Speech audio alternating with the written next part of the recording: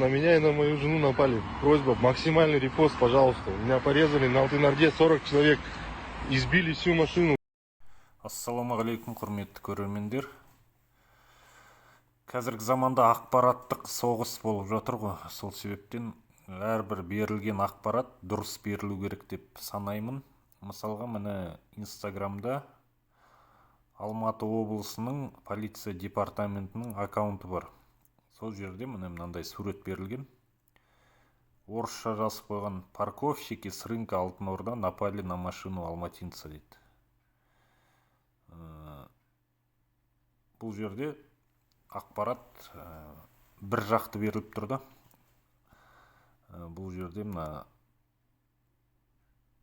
берілген мақаланың атының өзін қарасаңыздар, заголовоктың өзі парковщиктарға қарсы берілгенді. Как будто жаңағы парковщиктар кінәлі сияқты келтіріп отырды бұл жерде. Ал алдымен анау баспен ұрғаны жайлы, 100 теңге бергісі келмеген жайлы неге жазбайды бұл жерде? Мына келесі мақаланы қарасаңыздар да, міне Казвик.kz сайтынан алып отырмын. Драка на рынке Алтын-Орда. Полиция нашла мужчин, напавших на алматинца дейді.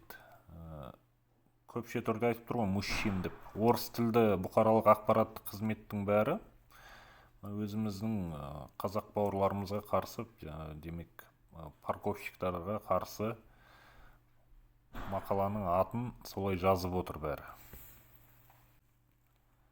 Келесі мақаланы қарайтын болсаңыздар, міне Закон.kz сайтынан алып отырмын. Парковщики напали с ножом на водителя на Алтын-Орде дейді.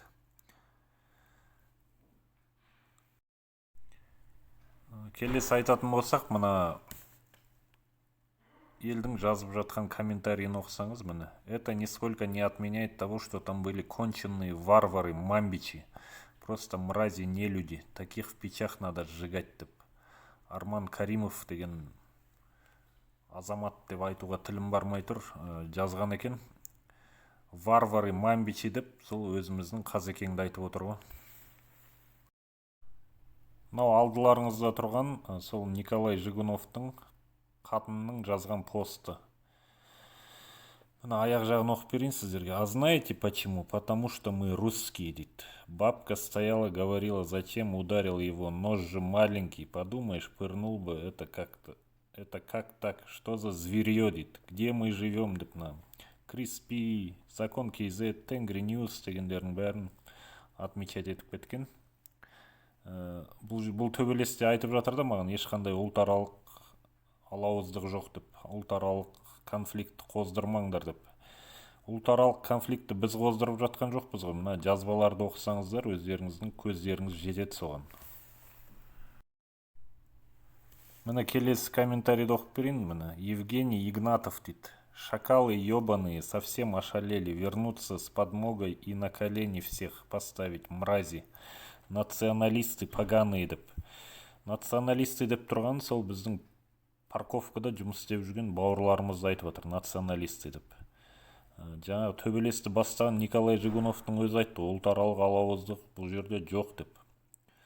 Ал сонда да Жигуновтың туысқандары ма, таныстары ма жазып жатқан міне комментарийлар осындай.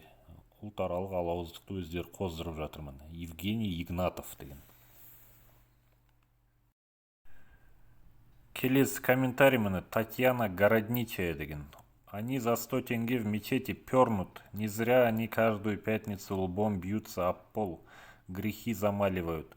Потом больные ублюдки рождаются. Весь мир потом собирает на лечение. А то, что это грехи горе родителей и не знают деп. Бұл жерде бүкіл мұсылман қауымына тіл тигізіп тұр. Не зря каждую пятницу лбом бьются об пол деген, жаңағы намаз оқиды дегені ғой. Мынандай мем суреттер жариялап жатыр екен.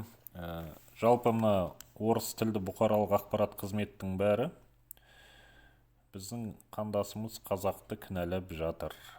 Парковщики напали с ножом, ойбай деп заголовоктардың бәрін қарасаңыздар. Громкий заголовоктар, бірақ ешқайсысы шындыққа сәйкес келмейді. жаңағы